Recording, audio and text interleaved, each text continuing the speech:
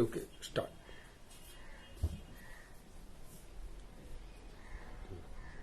नमस्कार।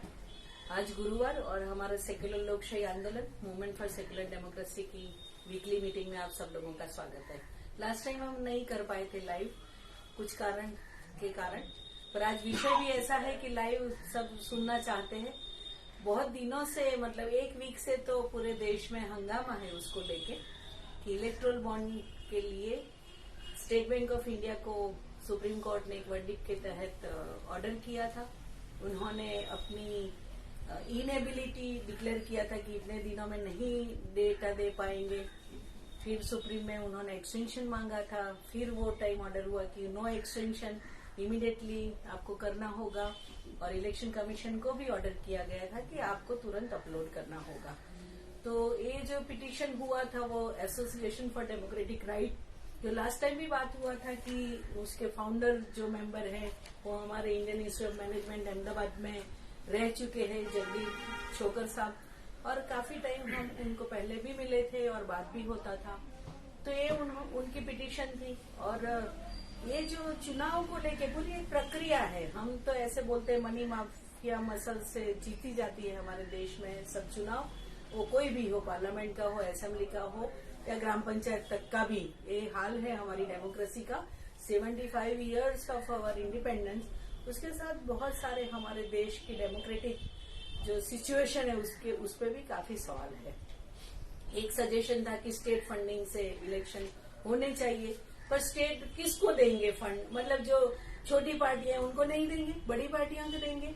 बड़ी पार्टियां के पास तो इतना फंड होता है, ये छोटी पार्टियों के पास नहीं होता है फंड। अभी जैसे पब्लिक ब्रॉडकास्टिंग में है कि बड़ी पार्टियां जो है नेशनल पार्टी, रिकॉग्नाइज पार्टी, उनको गवर्नमेंट का जो ब्रॉडकास्ट का मीडिया है उसमें फ्री टेलीकास्ट, फ्री ब्रॉडकास्ट का फैसिलिटी है। मतलब ये अनइवन लड़ाई है, इनइक्वल लड़ाई है। ऐसे तो कुछ अच्छे लोग राजनीति में आना चाहे, पर हमारी राजनीति उसमें मना करती है। और हमने मान लिया है एज अ सिटीजन या जनरल पब्लिक में कि ये तो ऐसा ही होता है और ऐसा ही चलेगा। पर उसके बीच में जो एसोसिएशन फॉर डेमोक्रेटिक राइट्स का पिटीशन हुआ और उसने जो पर्दाफाश किया कि कैसे चंदा मिलता है, कैसे चंदा क्यों देते हैं, उसका भी बातें बाहर आ रही है। काफी डिटेल सभी लोग दे रहे हैं, काफी मीडिया में उसके बारे में, काफी यूट्यूब में और सब जगह पे काफी वीडियो भी चल रहे हैं। बहुत डिटेल अभी सब के पास आ रही है। अच्छी बात है, ये ट्रांसपेरेंसी की जो बात है, एवरी वोटर शुड नो कि हम हमारे सामने जो आए हैं कैंडिडेट के रूप में या पॉलिटिकल पार्टी, वो चंदा कहाँ से लेते हैं, तो ये जानना बहुत जरूरी है। तो ये बात को डिनाई कर रहे थे, गवर्नमेंट तो पूरा टोटली डिनाई कर रही थी। और जो आया था इलेक्ट्रल बॉन्ड का कानून, वो भी कैसे आया था उसका बैकग्राउंड भी शायद पंक्तिमन हमें बताएंगे। तो आज के जो बहुत ही इंटरेस्टिंग सब्जेक्ट है इलेक्ट्रल बॉन्ड, चुनाव डिक्लेयर हो गया, प्रोसेस भी शुरू हो गया है, और एसोसिएशन फॉर डेमोक्रेटिक राइट्स के साथ जुड़े हुए पंक्तिमन जो हमारे साथ है। ऐसे तो आरटीआई एक्टिविस्ट और काफी उनका काम है, पर आज वो बात करेंगे इलेक्ट्रल बॉन्ड को लेके। और मैं पंक्तिमन को रिक्वेस्ट करती हूँ आज की बात शुरू करने के लिए।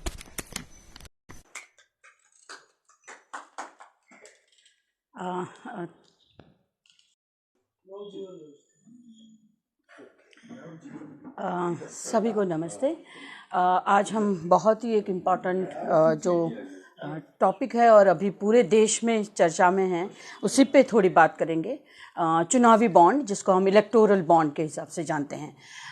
चुनावी बॉन्ड, सबसे पहले तो हम ये जानें कि चुनावी बॉन्ड ये राजनीतिक दलों को चंदा देने के जो अलग अलग प्रकार हैं उसमें से एक रास्ता है, अलग अलग रास्तों में से एक रास्ता है।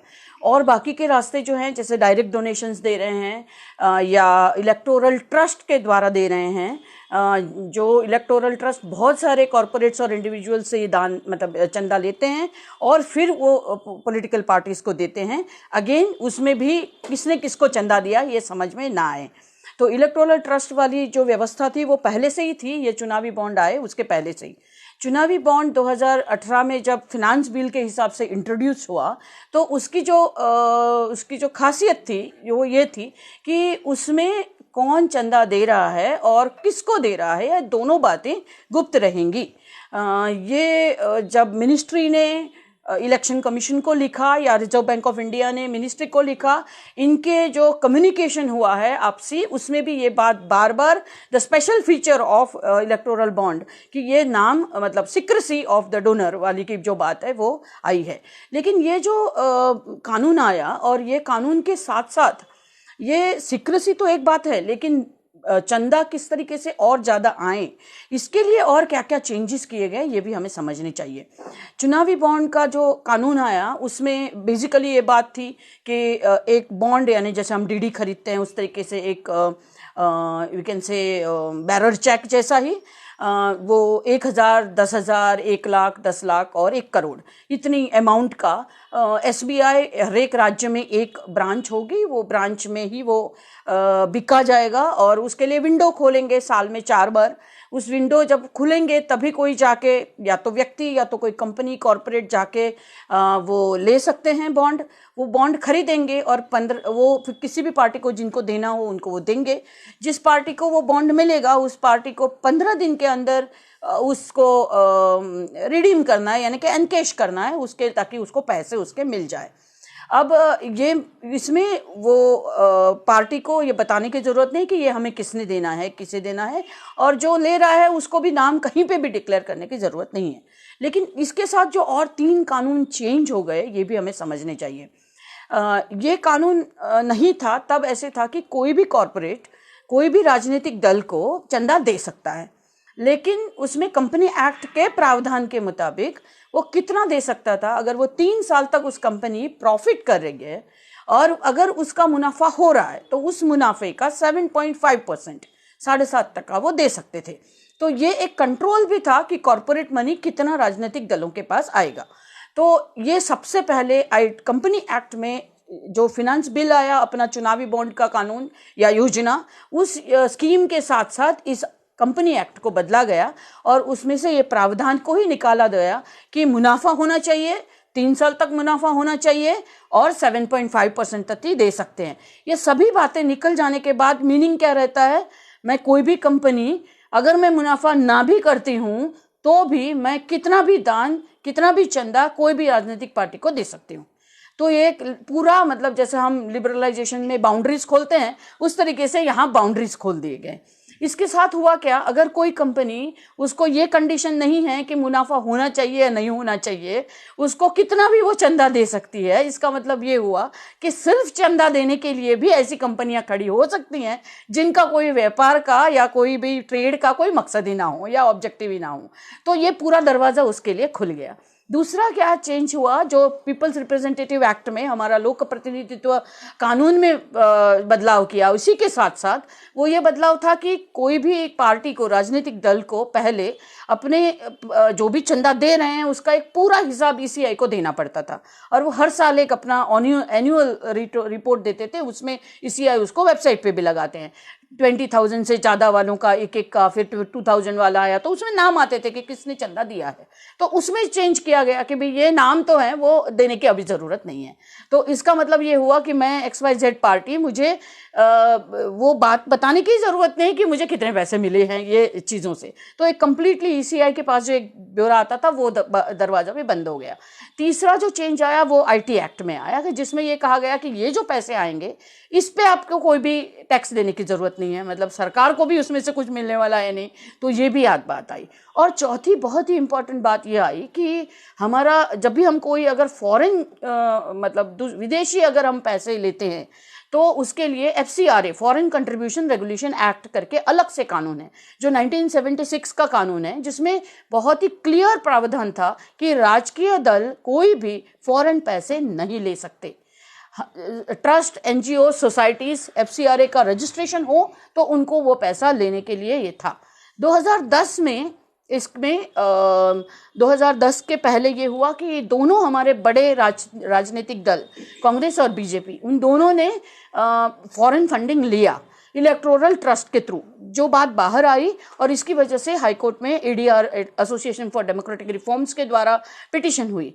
तो 2010 में FCRA कानून को ही बदल दिया और उस कानून में वो प्रावधान निकाल दिया गया कि फॉरेन अगर इंडियन कोई भी कंपनी के साथ पार्टनरशिप है तो फॉरेन पैसे भी ले सकते हैं, मतलब फॉरेन कंपनी के पैसे भी ले सकते हैं, ऐसा प्रावधान हुआ।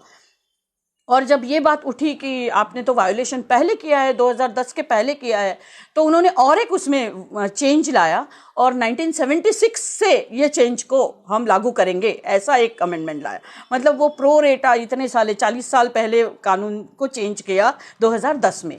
ये दोनों ये क्यों किया गया? ताकि उन्होंने जो फॉरेन फंडिंग लिया था वो जायज़ हो, इसके लिए किया गया। तो ये FCRA में जो चेंज आया है उसकी वजह से ये भी हुआ, कोई भी कंपनी, कोई भी फॉरेन कंपनी अगर उसमें पार्टनरशिप हो और उसको मुनाफा करने की कोई ज़रूरत नहीं है, वो कितना भी दान दे सकती है। इसका अगर पूरा जोड़ के हम देखते हैं तो ये बहुत डेंजरस होता है लोकतंत्र के लिए, क्योंकि इसका मतलब ये हुआ कि कोई भी फॉरेन कंपनी अगर हमारे यहाँ कोई शेल कंपनी खड़ा करके उसके साथ एक पार्टनरशिप करके उसमें अपने पैसे डाल के उसके थ्रू अगर चुनावी बॉन्ड के थ्रू कोई भी पार्टी को कितने भी 1000 करोड़ रुपए देते हैं तो पूरे चुनाव प्रक्रिया को ही सबोटेज कर सकते हैं। इतनी तक उसमें पूरा ये खुल गया। तो ये ना सिर्फ एक financial you can say financially एक स्कैम करने के लिए एक दरवाजे खुले, लेकिन हमारी लोकतांत्रिक प्रक्रिया को भी पूरा जड़मूल से हिला दे सकते हैं, कोलैप्स करवा सकते हैं, पूरे इलेक्शन को हाईजैक हो सकता है। इस तरीके का जो हम भयावह डेंजरस कह सकते हैं, ऐसे प्रावधान इस चुनावी बॉन्ड की स्कीम के साथ आए। इसका बहुत एसोसिएशन फॉर डेमोक्रेटिक रिफॉर्म्स और भी ज़्यादा जितने भी PUCL या जितने भी और लोकतांत्रिक प्रक्रिया में मानने वाले ऑर्गेनाइजेशन लोगों ने इसका विरोध किया, लेकिन राजनीतिक दल सबके सब उस टाइम पे इकट्ठा थे और उनको ये लग रहा था कि आज इसको मिलेगा, कल हम आएंगे सत्ता पे, हमें मिलेगा। अब इसमें सत्ता पे जो लोग रहते हैं उनको इतना ज़्यादा या उससे ज़्यादा चुनावी बॉन्ड के पैसे कैसे मिलते हैं? तो ये जो गुप्तता वाली बात है, हालांकि ये जब आया तब ये कहा गया था कि ट्रांसपेरेंसी के लिए लाया गया है। अब इसमें ट्रांसपेरेंसी किसके लिए है? KYC SBI के पास उस जो भी खरीदता है उसकी होती है, बस इतनी। ये गुप्तता ट्रांसपेरेंट है। हाँ, ये गुप्तता ट्रांसपेरेंट है, एग्जैक्टली। तो ये KYC SBI के पास है, बस इतना एक लाइन का इंफॉर्मेशन पूरी जनता के पास, भारत के पूरी जनता के पास है। लेकिन वो KYC किसका है, उसने बॉन्ड किसने खरीदा, ये सब बातें सिर्फ SBI, reserve bank of India और गवर्नमेंट छोड़ के कोई भी नहीं जानता। अब जो रूलिंग पार्टी होगी, जहां पर भी जो भी रूलिंग पार्टी होगी, वो RBI और SBI के थ्रू ये इंफॉर्मेशन बहुत इजीली निकलवा सकती है कि किसने बॉन्ड खरीदा है और कहां पर गया है। और ये हुआ भी है, कितने सारे लोगों ने स्टेटमेंट्स भी दिए हुए हैं कि हमारे ऊपर फोन आए, इस पार्टी के लोगों के फोन आए कि आपने चुनावी बॉन्ड खरीदा है तो आप किसको दोगे। इसका मतलब ये हुआ कि वो इंफॉर्मेशन वहां से गवर्नमेंट को एक्सेस थी, सिर्फ हमें पता नहीं था। तो ये पूरी सीक्रेसी की बात थी, वो शायद गवर्नमेंट के पास ये नहीं थी। और यही बात एक है कि जो भी रूलिंग में होगा, एक बार अगर मैं रूलिंग में आ जाती हूँ, मुझे सत्ता मिल जाती है, तो मेरे लिए चुनावी बॉन्ड जैसी योजना अगर हो तो बहुत इजी है कि मैं सबसे ज़्यादा चंदा लूँ, और जितना ज़्यादा मैं चंदा लूँ उतना मैं मेरे जितने भी और अपोजिशन लोग होंगे या दल होंगे उनको मैं वीक करती जाऊं, और इस तरीके से हम एक पार्टी की तरफ या one political party controlling everything के तरफ जा सकते हैं। तो ये भी एक लोकतांत्रिक प्रक्रिया के लिए बहुत डेंजरस है। और आज हम वो देख रहे हैं कि वो गैप बिटवीन रूलिंग पार्टी को मिला हुआ चंदा और दूसरी पार्टियों को मिला हुआ चंदा में बहुत बड़ा फर्क है। तो ये जो फर्क है वो इसलिए है क्योंकि वो गुप्तता वाली बात शायद बाकी सबके लिए थी, लेकिन गवर्नमेंट RBI और SBI के लिए तो वो थी नहीं, तो वो एक पूरी बात आई। तो ये चुनावी बॉन्ड जब इस तरीके से आया और शुरुआत में SBI से इतना तो पता चल गया कि कितने चुनावी बॉन्ड बिके हैं और कितने लोगों ने कितने पार्टियों ने उसको एनकैश किया है। तो शुरुआत के 6-8 या 1 साल में ही ये पता चल गया कि इसमें लेवल प्लेइंग फील्ड जिसको हम कहते हैं, मतलब एक बराबरी का सबको मौका चंदा लेने के लिए, वो नहीं दिख रहा है। और इसमें एक पार्टी या एक दल को सबसे ज़्यादा चुनावी बॉन्ड मिल रहे हैं, ये भी बात हो रही थी।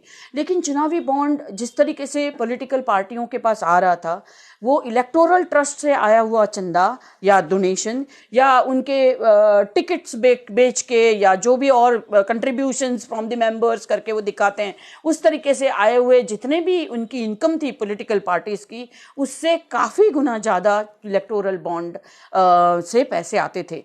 क्योंकि कॉरपोरेट्स को या इंडिविजुअल्स को ये नाम डिक्लेयर नहीं होने वाली जो बात थी वो ज़्यादा पसंद थी। और ये पूरा मतलब जिस तरीके से साबित होना शुरू हो गया, तो कद पैसे का 6,000 करोड़, 8,000 करोड़, 12,000 करोड़, ये देखते हुए वो बहुत चिंता की बात थी कि किसको कि कैसे इस तरीके की इस सिस्टम को हम तोड़ सकते हैं, क्योंकि पॉलिटिकल फंडिंग जिस तरीके से आ रहा था और जिसमें जैसे गुप्तता थी, ये बहुत साफ साफ दिखाई दे रहा था कि ये कॉरपोरेट्स ही ज़्यादा ले रहे हैं। तो आरटीआई का यूज़ करते हुए हम इतनी इन्फॉर्मेशन निकाल पाए थे कि कौन से बॉन्ड खरीदे जा रहे हैं, मतलब 1,000 के, 10,000 के, 1 लाख के, 10 लाख के, करोड़ के। तो ये पता चला कि 90% से भी ज़्यादा जो बॉन्ड खरीदे हैं वो 1 करोड़ से ज़्यादा इनकम के हैं। इसका मतलब ये हुआ वो कोई इंडिविजुअल, वो सामान्य जनता थी नहीं कि जो पार्टी को दान देना चाहती थी या चंदा देना चाहती थी। दूसरी बात ये आई कि 96.05% जो था वो कॉरपोरेट से था और बाकी के 3.something% इंडिविजुअल्स ने दिया था।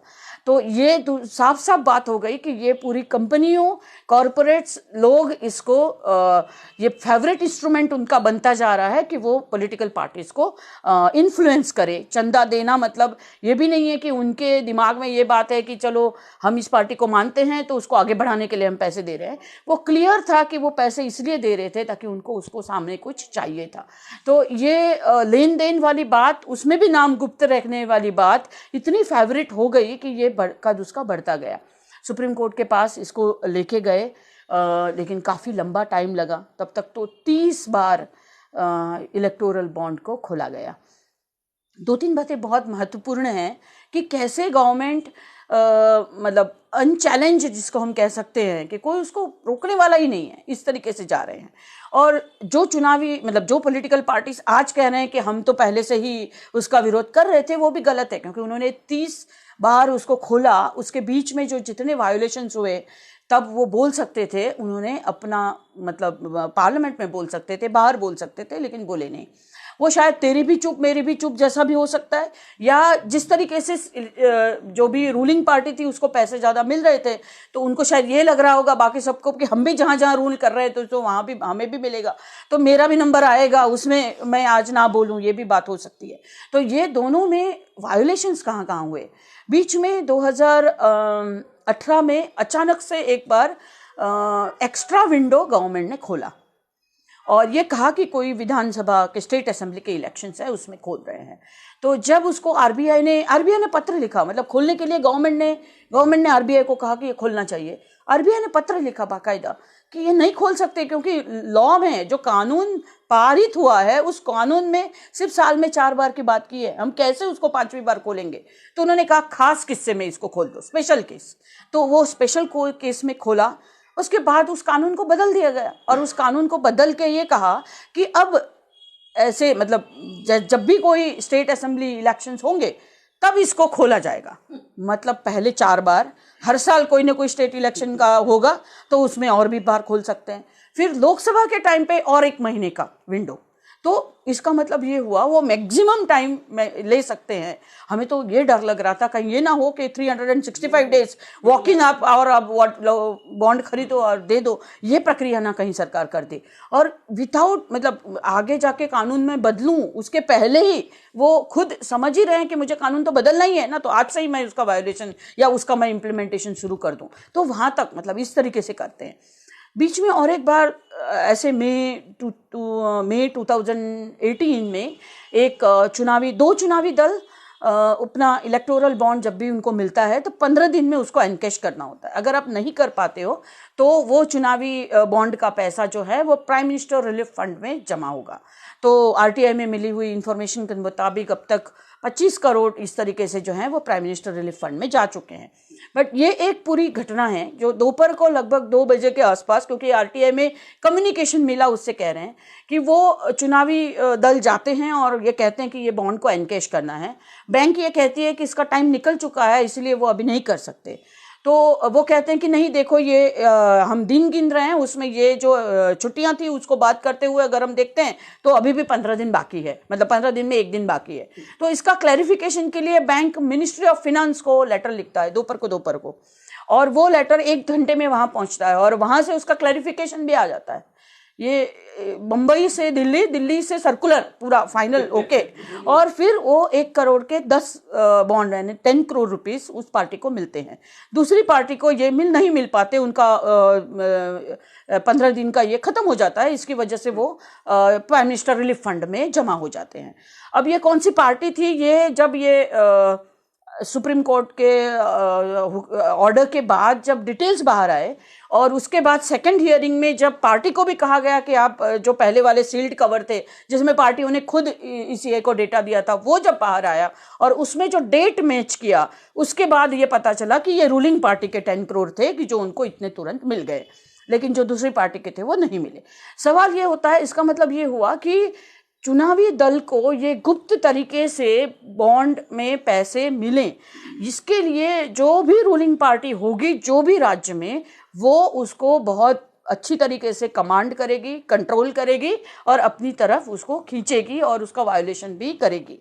तो ये अच्छा हुआ कि सर्वोच्च अदालत में सुप्रीम कोर्ट ने इसको ऑर्डर करके कंप्लीट स्कीम को ही खारिज कर दिया, और ना कि स्कीम को खारिज किया बट जो डेटा था वो देने के लिए कहा। जैसे सब जानते हैं कि एसबीआई ने उसमें पहले आनाकानी कर दी, टाइम निकाला और लास्ट में जो डेटा दिया वो 2 अलग अलग सेट में दिया। वो ऐसा दिया कि इन्होंने खरीदे हैं, ऐसा दिया कि यहाँ पर मिले हैं, और यहाँ के खरीदे यहाँ से मिले, उसका कनेक्शन ना बैठे इस तरीके से। अब ये चुनावी बॉन्ड में गुप्त वाली बात जो कम्युनिकेशन है आरबीआई, मिनिस्ट्री ऑफ फाइनेंस का और एसबीआई का, उसमें ये भी बात पता चलती है कि ये यूनिक नंबर का जो बात है वो भी उन्होंने कहा है कि ये खास इस तरीके से प्रावधान किया हुआ है। मतलब ये यूनिक नंबर अगर जिसके पास भी होगा उसको ये पूरा डिटेल्स पता चलेगा कि कौन सा बॉन्ड किसने खरीदा है और कौन सी चुनावी पॉलिटिकल पार्टी को मिला है। तो ये डिटेल्स के लिए वापस से सुप्रीम कोर्ट ने कहा है, और उसकी डिटेल्स के साथ अभी जब मिलेगा तब और भी ज़्यादा चित्र खुलेगा। हालांकि हमारे पास जो डेटा आया हुआ है वो अभी जो आया हुआ है वो 1 साल मतलब 9 फेज का डेटा नहीं है, क्योंकि सुप्रीम कोर्ट का जो पहला ऑर्डर था वहीं से भी आगे पूरा खुला है, और उसके पहले के हमारे पास कंसोलिडेटेड मतलब इस फेज में इतना, इस फेज में इतना, ये जो मिलता है वही आया है। तो इस तरीके से आज हम ये कह सकते हैं कि कौन से दल को कितना चंदा मिला है और कौन से फेज में ज़्यादा मिला है वो भी हम देख सकते हैं कि जब कोई भी स्टेट असेंबली इलेक्शंस थे उस टाइम पे बहुत ज़्यादा आया है, इवन कोविड के टाइम पे भी आया है, क्योंकि वो कॉरपोरेट्स थे जो मेडिसिन, फार्मा कंपनी वैक्सीन बनाते थे, तो वो हर टाइम पे कोई ना कोई कॉरपोरेट्स का अपना एक इंटरेस्ट रहा है और उन्होंने बहुत सारे पैसे दिए हैं। काफ़ी बार तो ये भी बात अभी आई है कि उनको प्रेशराइज किया गया या उनके ऊपर एलिगेशंस थे या उन्होंने वायोलेशंस किया था, एलिगेशंस नहीं वायोलेशंस किया था और उसके बाद उनके पैसे आए हैं। तो ये टाइमलाइन आज पूरा देश उस डेटा को एनालाइज कर रहा है। ईसीआई ने नहीं किया, गवर्नमेंट ने नहीं किया, एसबीआई ने नहीं किया, आरबीआई ने नहीं किया, लेकिन आज पूरी मतलब जनता और लोग और रिसर्चर्स और जर्नलिस्ट उसको एनालिसिस करके लोगों के सामने डाल रहे हैं। लेकिन चुनावी बॉन्ड ने जो बाकी के 3 कानून को चेंज किया था, 4 कानून को चेंज किया था, IT act, public representative act, FCRA को और अपने कंपनी एक्ट को, वो अभी भी ऐसा ही है। तो उन सबको भी जब तक चेंज ना किया जाए, मतलब अमेंड ना किया जाए, तब तक फॉरेन पैसे आ सकते हैं। कोई भी कंपनी कितना भी ये दे सकती हैं, हाँ नाम वाला मतलब थ्रू इलेक्टोरल बॉन्ड नहीं दे सकेंगे, इलेक्टोरल ट्रस्ट में दे सकेंगे या दूसरी तरीके से दे सकेंगे या दूसरे तरीका निकाला जा सकता है जब हम जून 2024 में होंगे या उसके बाद। तो राजनीतिक दल कोई भी तरीके से, कोई भी राजनीतिक दल आज के दिन में ये चाहते नहीं है कि उनके पास जो पैसा आ रहा है वो पैसा वो पैसे के बारे में वो बताएं। हम सारे लोग जानते हैं कि जब कोविड का टाइम था उसके बाद डिजिटल इंडिया का कैंपेन आया और सब्जी वाले को भी पेटीएम और ये करने के लिए प्रेरित किया गया, प्रोत्साहित किया गया। आज है सब्जी वाले भी पेटीएम में पैसे लेते हैं, 10 रुपया भी हम पेटीएम में रिक्शा वाले को या किसी को भी दे सकते हैं। तो पूरे देश को हम कह रहे हैं कि आप डिजिटली पे करो ताकि वो कैश का ट्रांजैक्शन ही ना हो। तो डिजिटल ट्रांजैक्शन ट्रैक किया जा सकता है। तो क्यों पॉलिटिकल पार्टी डिजिटल ट्रांजैक्शंस में नहीं मानती है? अगर वो डिजिटल ट्रांजेक्शन्स में होगी तो एक एक ट्रांजेक्शन ट्रैक किया जा सकता है। तो एज ए EDR हम लोग भी इसको डिमांड कर रहे हैं कि वो कोई भी ट्रांजेक्शन कैश में नहीं, वो कम्प्लीटली डिजिटली ही ट्रांजेक्शन लें और कम्प्लीटली उसको ट्रांसपेरेंट होना चाहिए। और ECI को उसमें ये भी देखना चाहिए कि वो लोग अपने रिपोर्ट्स मतलब पूरी तरीके से दे रहे हैं या नहीं दे रहे हैं। तो इलेक्टोरल बॉन्ड को लेके अभी तक की जो बात है वो मैं समराइज किया, आगे हम थोड़ा डिस्कशन में भी जा सकते हैं। बट इसमें डेंजरस वाली जो बात है वो ये है, मैं कल एक जगह हम बात कर रहे थे तो आम लोग ये देखते हैं कि फाइनली कितना करोड़ रुपए की बात कर रहे हैं हम लोग, 12,000 करोड़, 15,000, 16,000 करोड़। हालांकि इलेक्टोरल बॉन्ड जो छपवाए हैं, बहुत इंटरेस्टिंग बात है, उन्होंने अलग अलग टाइम पे इलेक्टोरल बॉन्ड छपवाए, सरकार ने छपवाए और वो छपवा के RBI के SBI के पास गए, SBI ने नहीं छपवाए। तो छपवाए हैं कितने, 6,84,000, 84,000, 6,84,000। उसमें एक लास्ट वाला 8,500 वाला जो ये है कंसाइनमेंट है, वो तो अभी अभी जनवरी में छपवाया है। नवंबर में सुप्रीम कोर्ट ने इसका ऑर्डर रिजर्व रखा था और फिर भी शायद गवर्नमेंट को इतना विश्वास था कि हम तो इसमें आगे बढ़ने ही वाले हैं और आगे लोकसभा का चुनाव आ रहा है तो उनको तो हमें तो ये लाखों बॉन्ड चाहिए। तो अभी 28,000 बॉन्ड यूज किए गए, 6,84,000 में से सिर्फ 28,000 बॉन्ड खरीदे गए, बाकी के बॉन्ड रखे हुए हैं वहां पर। अब वो वैसे भी कोई काम के नहीं है। ये छपवाने का खर्चा कितना हुआ, लगभग 1,90,000 का बिल गवर्नमेंट को मिला है। बाकी के जो लास्ट में बाद में छपवाए उसका बिल अभी भी मिला नहीं है। तो जितना बिल मिला उतना गवर्नमेंट ने तुरंत पे कर दिया, मतलब उसका छपवाने का खर्च भी हम ही ने ये किया, उसको लिया। फिर SBI, ये बहुत इंटरेस्टिंग बात है, हम जाते हैं कोई भी DD निकलवाते हैं तो हमसे वो कमीशन लेते हैं। कोई भी कमीशन के बिना DD कोई भी बैंक नहीं देता। हम पोस्टल ऑर्डर निकलवाते हैं उसमें भी कमीशन हम लोग देते हैं। इसमें हजारों करोड़ रुपए के बॉन्ड जो खरीदता है और जो अपने बैंक में उसको जमा करवाता है, दोनों से भी एक भी पैसा चार्ज नहीं करवाया।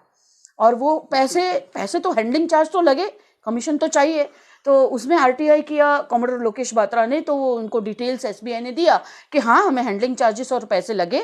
वो 12,87,000 रुपीस हम लोगों ने उसका बिल बना के मिनिस्ट्री को भेजा और वित्त मंत्रालय ने वो पैसे SBI को पे किए। इसका मतलब ये हुआ कि मुझे मेरी पार्टी के लिए पैसे चाहिए और वो पैसे इकट्ठा करने की पूरी व्यवस्था का पैसा जो है वो सरकार ने दिया। अच्छा हुआ ऐसा प्रावधान नहीं किया कि वो चुनावी बॉन्ड को बैंक में जमा करने के लिए जा रहे हैं तो उनके ऑटो का या गाड़ी का खर्चा ना दिया हो गवर्नमेंट ने। उतना ही शायद बाकी था, उतना ही इसमें शायद बाकी था। मतलब लिटरली ये हद हो गई है कि आज कोई 500 रुपए का भी DD अगर निकलवाने जाए तो उसका जो कमीशन होगा वो बैंक उससे चार्ज करवाएगी। और यहाँ पर 1-1 करोड़, 10-10 करोड़, 15, मतलब एक ने तो जितने 300 करोड़ जितना चंदा भी एक कंपनियों ने दिया है और उसको एनकेश करने के लिए जाने वाली जो पार्टी है उससे 1 रुपया नहीं ले रहे हैं और जो खरीद रहा है उससे भी 1 रुपया कोई नहीं ले रहा है। तो ये, और उसके ऊपर का पूरा कमीशन का जो बोझ है वो हम जनता उठा रहे हैं और उठाया 12 करोड़ रुपीस और प्लस वो मिला के हम 15 करोड़ रुपीस अभी तक उसका हैंडलिंग चार्ज और प्रिंटिंग चार्ज, और उसमें एक मास्किंग करके एक मशीन आती है, वो मशीन से वो रिप्रिंट ना हो इस तरीके से उसके ऊपर वो आता है, वो उसका 6,700, ये सब कुछ हम लोगों ने पे किया। और हमने वो पूरी व्यवस्था हमारी सभी राजनीतिक दलों के लिए हम ही ने खड़ी करके रख दी कि लो आप गुप्त तरीके से इस तरीके से दान लो। आगे क्या होगा, मैं जो बात करी थी कि कल हम जहाँ बैठे थे वहाँ लोग बोल रहे थे कि सब मिला के कितना 16,000 करोड़, लेकिन जो 16,000 करोड़ रुपीस जिन्होंने भी दिया उन्होंने सामने क्या क्या लिया उसका हिसाब हम थोड़ा सा करेंगे तो किसी ने मैंग्रोव्स काटा हो उसके सामने क्या पेनल्टी होगी। फॉरेस्ट एक्ट को चेंज करके ये कहा गया कि भाई आप इतना फॉरेस्ट को डाइवर्ट कर सकते हो, इतने इंडस्ट्रीज के लिए वो कानूनी और जायज माना जाएगा, वहां पर इस तरीके के इंडस्ट्री सेटअप कर सकते हैं। कितनी जमीन गई, कितनी लाख हेक्टर जमीन हम लोग डाइवर्ट की जो फॉरेस्ट की थी, जो हमारे थी, जिसकी उससे कितना नुकसान हुआ। कोई कंपनी अगर माइनिंग कर रही है, इलीगल माइनिंग कर रही है, क्या मैजिस्ट्रेट या एडमिनिस्ट्रेटिव विंग या पॉलिटिकल विंग उसके ऊपर एक्शन लेगा? उसने इलेक्टोरल बॉन्ड के थ्रू तो अपने आप को सेफगार्ड कर लिया है, तो उसके ऊपर कोई एक्शन होगा? नहीं होगा। तो जितना नुकसान कुदरती मतलब जो हमारे नेचुरल रिसोर्सेज है उसका और लोगों का, आरटीआई एक्ट बदल दिया। क्यों बदला? क्योंकि कोई इंफॉर्मेशन ही ना मिले। आज इतना आउटसोर्सिंग से सब हो रहा है, लेकिन वो प्राइवेट किसको कॉन्ट्रैक्ट दिया, ये इंफॉर्मेशन अगर मुझे मांगनी हो तो वो इंफॉर्मेशन को थर्ड पार्टी माना जाएगा, पर्सनल माना जाएगा। इस तरीके के कानून में प्रावधान मिले। तो जो करप्शन की हम बात कर रहे हैं वो 16,000 करोड़ की बात नहीं है, वो शायद 16 करोड़ रुपीस की बात है, क्योंकि उसमें काफी सारा बदलाव ऑलरेडी आ चुका है। हमारे जो श्रमिकों को लगने हुए कानून को बदला गया, लेबर एक्ट को बदला गया, कितने नीति निर्णय ऐसे आए कि जो लोगों के अगेंस्ट में हैं। तो जितना भी बदलाव आया पॉलिसीज में, कानूनों में, या जो भी अभी कॉरपोरेट्स को खुली छूट दे रही है गवर्नमेंट पानी के लिए, जमीन के लिए, उन्होंने किए हुए वायोलेशंस के लिए, वो सबका अगर हम कीमत लगाएंगे वो कितनी होगी? जो बिजली प्रोवाइड करी है उस कंपनी ने सपोज 300 करोड़ रुपए दिए हों, तो उसके सामने वो क्या एक्सपेक्टेशन रखेगी उस बिजली के चार्ज बढ़ाने के लिए? जब भी वो प्रस्ताव डालेगी, क्या गवर्नमेंट उसको मना करेगा? हमारी तरफ से गवर्नमेंट लड़ेगा, उसको कंट्रोल करेगा? तो ये कॉरपोरेट्स ने जिन्होंने पैसे 16,000 करोड़ दिए, हम मानते हैं सिर्फ 16,000 ही है, और रूलिंग पार्टी तो ये कहेगी थोड़ी मैंने सब 16,000 लिए हैं, सबने लिए हैं, हमने तो सिर्फ 12,000 करोड़ लिए हैं या 11,000 करोड़ ही लिए हैं। तो ये हम कहते हैं, लेकिन ये 11,000 के सामने जो दिया उसकी कीमत हम क्या कर सकते हैं? वो हजारों लाखों लोगों की जिंदगी है। क्योंकि आज अगर कोई अपना आवाज उठाना चाहता है कोई कॉरपोरेट के सामने, तो वो पुलिस भी उसकी नहीं है और एडमिनिस्ट्रेशन भी उसका नहीं है, क्योंकि वो किनका है, वो किनको फेवर कर रहा है। तो इसका दूरगामी लॉन्ग टर्म जो इम्पैक्ट हमारे लोकतांत्रिक व्यवस्थाओं के ऊपर और अपोजिशन का आवाज दबाने के ऊपर, कौन सी अपोजिशन पार्टी, उनको भी मिला है ना चंदा। अपोजिशन पार्टी या अपोजिशन में जो भी बैठे हुए लोग हैं रूलिंग पार्टी से सिवाय के, असेंबलीज में बैठे हों या संसद में बैठे हों, वो क्यों बोलेंगे? क्योंकि उनको भी तो मिला है चंदा। तो वो बोलेंगे, उन कॉर्पोरेट्स के खिलाफ आवाज करेंगे, उस टाइम पे शायद वॉकआउट करके चले जाएंगे। तो उनका मुंह दबाने के लिए भी इसका इस्तेमाल हुआ है, रूलिंग पार्टी को उनके फेवर में रूल्स बनाने के लिए और लोगों के खिलाफ जाने के लिए इसका ये मिला है। तो ये completely anti government, anti people और एंटी डेमोक्रेटिक और एंटी कॉन्स्टिट्यूशनल पूरी व्यवस्था को पॉलिटिकल पार्टीज, उसमें खास रूलिंग पार्टी, क्योंकि वो गवर्नमेंट में थी तो गवर्नमेंट और पूरा का पूरा उनका सिस्टम ने ये चलाया। तो हम लोगों को तो सावधान रहना पड़ेगा, क्योंकि इसी तरीके की चीजें आती रहेंगी। आज भी इलेक्टोरल ट्रस्ट तो है ही, जो इलेक्टोरल बॉन्ड जितना नहीं, लेकिन फिर भी हर साल 1,000 करोड़ जितना तो पैसे इकट्ठा कर ही देते हैं, जिसमें हमें अगेन पता नहीं चलता कि कौन दे रहा है। क्योंकि बहुत सारे लोग एक ट्रस्ट में पैसा देते हैं और वो ट्रस्ट उठा के लमसम मनी एक पार्टी को देता है। तो ये चीजें बार बार आएंगी, हम लोगों को इसका सावधान रहना पड़ेगा और बार बार एक क्वेश्चन तो उठाना पड़ेगा कि अगर हम 2 रुपए पेटीएम से कर सकते हैं, अब हम हमारे से ट्रांसपेरेंसी की एक्सपेक्टेशन करते हो और ट्रांसपेरेंसी की खुद बात भी करते हैं। कौन सी गवर्नमेंट ये कहती है कि हम एंटी ट्रांसपेरेंट है? कौन सी गवर्नमेंट ये कहेगी कि हाँ ना हम ओपेक रहना चाहते हैं? तो जब आप बात करते हो तब ये आपकी ओपेसिटी पॉलिटिकल फंडिंग में हम नहीं चलाएंगे, इरिस्पेक्टिव ऑफ पार्टी, हमें ये बोलना पड़ेगा। मैं फिर एक बार बोलती हूँ, ये कोई एक पार्टी की बात नहीं है, सभी राजनीतिक दलों को ये लग रहा था कि ये स्कीम हमारे लिए बहुत अच्छी है और वो बोले नहीं है। आज भी जो राजनीतिक दल दूसरे राजनीतिक दल की तरफ उंगली उठा रहे हैं, उन लोगों को सबसे पहले अपना डेटा अब तक उन्होंने पब्लिक में क्यों नहीं डाला, इस सवाल का भी जवाब देना चाहिए।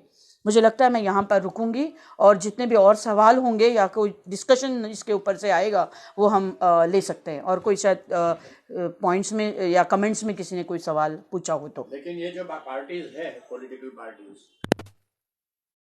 under the new legislation created by the government, BJP government, Arun Jaitley ने जो बनाया इलेक्टोरल बॉन्ड्स के लिए जो न्यू रूल्स, उसके तहत वो करती है।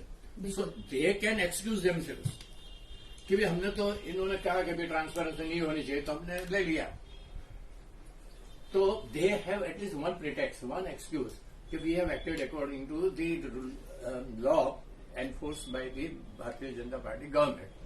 लेकिन BJP can not have that. Chief justice का तो ये कहना था कि basically the whole concept of electoral bond was not according to the our constitution. So it is wrong there, right in the root. And so all these subsequent things becomes unvalidated. तो कांग्रेस या दूसरी party को भी बोलना तो चाहिए, क्योंकि हमने तो ये रूल लाया तो हमने ये कर दिया। जवाब जिम्मेदारी तो मेरे बाप ने किया है, बाप ने रूल बनाया, मैंने ऐसा किया। शराब नहीं पीने का रूल उन्होंने बनाया, मैंने पिया, तो उनको पकड़ो ना। यही बात हुई ना। नहीं, वो जब बन रहा था तब भी वो उसका विरोध कर सकते थे, और जब ट्रांसपेरेंसी की बात आई, जब डिटेल्स देने की बात आई ईसीआई को, तो तब भी वो अपना डिटेल्स एटलीस्ट डिस्क्लोज कर सकते थे। काफी कुछ कर सकते थे अगर वो ट्रांसपेरेंसी में मानते। ये बात अभी सिर्फ इलेक्टोरल बॉन्ड की नहीं है। जब सीआईसी ने सभी राजनीतिक दलों को राइट टू इन्फॉर्मेशन कानून लागू होता है ऐसा ऑर्डर 2013, तब 6 के 6 हमारे बड़े राजनीतिक दल इकट्ठा मिलके सुप्रीम कोर्ट में गए थे। इकट्ठा एक ही एफिडेविट फाइल किया था उन्होंने, इकट्ठा मिलके गए थे कि हमें आरटीआई नहीं चाहिए और हम आरटीआई में कोई भी इंफॉर्मेशन नहीं देंगे। तो मुझे लगता है कि ये एक राजनीतिक दल की बात नहीं है। जहां ट्रांसपेरेंसी की बात आती है, जहां कॉरपोरेट्स का मतलब उनके इसमें इंटरफेरेंस की बात आती है, उनको मतलब चुनाव में पैसा चाहिए, लेकिन वो कितना, ये जो बात है पूरी। और अभी तो यह चुनाव में पैसा चाहिए नहीं, ये तो जैसे पूरा चुनाव प्रक्रिया और हमारी लोकतांत्रिक प्रक्रिया को पूरा आपने सकंजे में लेने की बात है कॉर्पोरेट्स के। तो कि ये तो पॉइंट ऑफ गन से पैसे लेते हैं, ईडी को भेजते, इनकम टैक्स को भेजते, सब ये जहां पर भी जो भी रूलिंग होगा वो रूलिंग पार्टी इस तरीके के इंस्ट्रूमेंट्स को ये करके उसका फायदा उठाने की कोशिश करेंगे। जिनके हाथ में सत्ता हो उस सत्ता का इस्तेमाल करते हुए ज्यादा से ज्यादा चुनावी बॉन्ड से पैसा मिले, ये करेंगे। तो उन्होंने किया, करेंगे, मतलब अभी तो नहीं कर सकते लेकिन किया। Can not be prove unconstitutional, constitutional नहीं है बना, मगर पहले रेड पड़ी, बाद में चंदा दिया, उसमें अनकॉन्स्टिट्यूशनल नहीं है, कुछ प्रूव नहीं कर सकते। Circumstantial evidence is not taken as the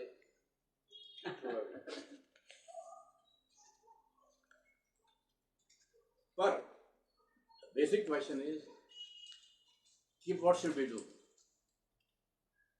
बहुत इम्पोर्टेंट वो लेना चाहिए था हमें इसमें भी। अभी लाइव ने है, हाँ, तो ये बहुत इम्पोर्टेंट क्वेश्चन है कि सब हमें भी पूछते रहते हैं, एडीआर में भी ये बार बार आ रहा है कि हम सब लोग मिलके क्या करें। तो मुझे लगता है कि ये हम जो political reforms, democratic reforms, electoral reforms को लेके एडीआर पिछले 20 सालों से इसको काम करने की कोशिश कर रहा है, जिसमें पॉलिटिकल पार्टीज किसी भी तरीके का कोई अंकुश या कोई नियमन अपने ऊपर नहीं चाहती।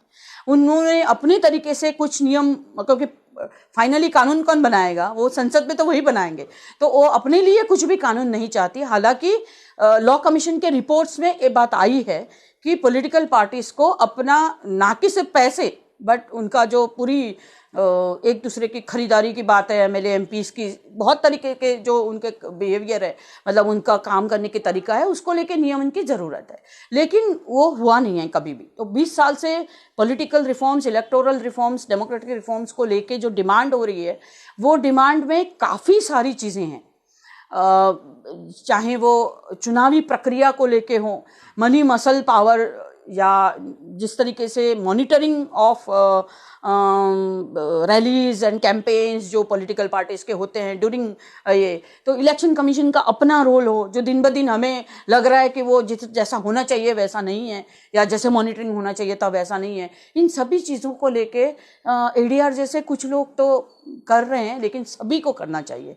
जैसे छोटी छोटी चीज़ें हों, या अभी हम चुनाव के उसमें पहुंच चुके हैं, चुनाव डिक्लेयर हो चुके हैं, मॉडल कोड ऑफ कंडक्ट लगा हुआ है, तो हम क्या कर सकते हैं एज ए नागरिक? हम हर बार ये सोचते हैं कि जो गरीब लोग हैं वो 2000 रुपये दे के अपने वोट को बेचते हैं, लेकिन मुझे लगता है कि हर कोई यहाँ पर इनडायरेक्टली या डायरेक्टली कहीं ना कहीं अपने वोट को निष्पक्ष रूप से, बहुत सारे नागरिक जो है, मतलब मेजॉरिटी ऑफ द नागरिक निष्पक्ष रूप से अपने वोट्स को एक्सरसाइज नहीं करते हैं।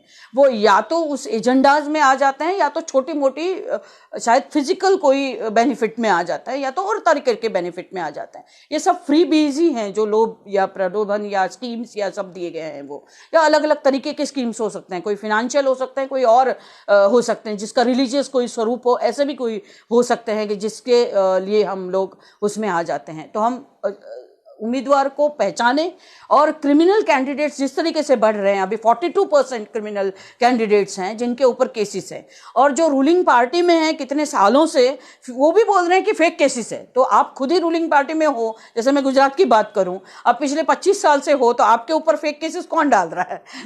तो ये हर केस को वो बोलते हैं कि ये फेक केसेस है या पॉलिटिकल वेंडेटा में डाल रहा है। लेकिन उन क्रिमिनल लोग पहुंच रहे हैं सिस्टम में और ज़्यादा। तो ये विशियस सर्कल है पूरा, मतलब पावरफुल है तो क्रिमिनल चुन के आते हैं, क्रिमिनल चुन के आते हैं तो और पावरफुल बनते हैं, और पैसे वाले बनते हैं, और पैसे वाले बनते हैं तो वापस चुन के आने की उनकी पॉसिबिलिटी बढ़ जाती है।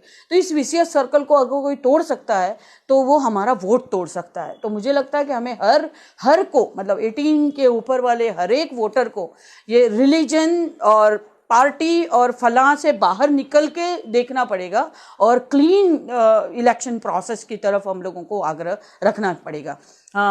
ADRindia.org जो ADR की वेबसाइट है, आप गूगल में भी ADR करोगे तो आ जाएगा। उसमें अलग अलग इसके ऊपर छोटी छोटी वीडियोस और प्रेजेंटेशंस, आप कैसे इसमें जुड़ सकते हो इस प्रक्रिया में, ये दिया हुआ है। तो हम सबको आपको बोलते हैं कि आप प्लीज़ इस पूरी प्रक्रिया को, अभी जून तक ये चलेगा, जिसमें हम मॉनिटर कर सकते हैं ड्रग कहाँ सीज होता है, क्यों उसके आगे कुछ कार्रवाई नहीं हुई, पैसे सीज होते हैं, हर जगह फेक नफरत के स्पीचेस दिए जाते हैं, मैसेजेस फैलाए जाते हैं। ये सब क्या है? ये सब वोटर्स को इन्फ्लुएंस करने की बात है। वोटर्स वोट मांगने के लिए हर एक पार्टी को जाने का हक है, लेकिन जिस तरीके से अभी वोटर्स को इन्फ्लुएंस किया जाता है या खरीदा जाता है, खरीदने की कोशिश हो जाती है, ब्राइब दी जाती है, इन सब को हम लोगों को रोकना पड़ेगा। और ये जब लोग बोलेंगे तभी मुझे लगता है कोई इस तरीके के स्कीम्स को रोक लगाने में कोर्ट ये आ सकती है, लेकिन पूरी प्रक्रिया को जो क्लीन करने की बात है उसको तो हमें ही as a citizen, as a voter आगे आना पड़ेगा। तो मैं सबको अपील करती हूँ कि ADR के प्रोसेस में आप हाथ मिलाइए, और इसमें हम सब मिलके करेंगे तो बिल्कुल होगा।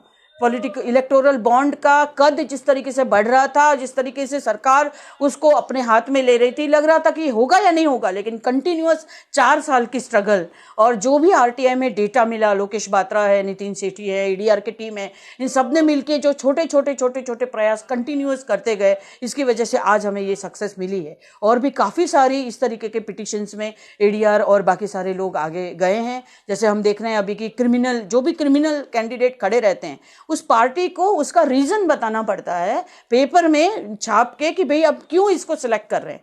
गुजरात में ये लोग क्या कर रहे हैं, आपने देखा होगा, 2 दिन से आ रहा है, संदेश में अंग्रेजी भाषा में छाप रहे हैं। संदेश न्यूज़पेपर में छापते हैं, इंग्लिश में छापते हैं, क्योंकि ECI ने बोला है, सुप्रीम कोर्ट ने बोला है, वल्नरेबल लैंग्वेज और लार्ज पब्लिसिटी सब कुछ बोला है, लेकिन ऐसा मतलब क्लियर वायोलेशन, इन सब चीज़ों के ऊपर हम लोगों को आवाज़ उठाना पड़ेगा। क्योंकि वो क्रिमिनल कैंडिडेट में अगर वो बोलेगा सेक्शन 302, किसको पता चलेगा सेक्शन 302 मतलब क्या है, उसके ऊपर कौन सा क्राइम है, ये क्यों डिस्क्राइब नहीं होता उसमें, क्यों उसमें गुजराती लैंग्वेज में वो छापा नहीं जाता कि फला फला कैंडिडेट के ऊपर ये साल में इस तरीके के जो दंगे हुए थे या ये हुआ था, उसमें उसने लीड ली थी और वो उसके ऊपर चार्जेस है। ये घटनानुवर्णन ऐसे हम कहते हैं गुजराती में, मतलब उसको उस केस के बारे में डिटेल्स बताएं, तो वहाँ क्यों सेक्शन लिख के छोड़ देते हैं। ये छोटी सी चीज़ लगती है हमें, बट लोगों को वो जब क्रिमिनल केस के बारे में बताएंगे तब वो पूरी घटना उनके दिमाग में आएगी ना वापस कि हाँ अच्छा ये इंसान था उस टाइम पे, उसने लीड लेके ये मॉब को लीड किया था, अच्छा ये केस है, उस केस के साथ वो रिलेट हो जाएगा। और वो रिलेट ना हो इसकी वजह से वो अंग्रेजी में और सिर्फ वो सेक्शन दे के छोड़ते हैं। तो ये हर एक चीज़ में वायोलेशन कर रहे हैं, कोई भी पॉलिटिकल पार्टी हो, मैं ये कह रही हूँ हर एक पॉलिटिकल पार्टी कर रही है। हम लोगों को उसके ऊपर वॉच रखना पड़ेगा, तभी वो वोटर्स की मतलब कीमत देंगे और वोट की कीमत भी समझेंगे। Thank you.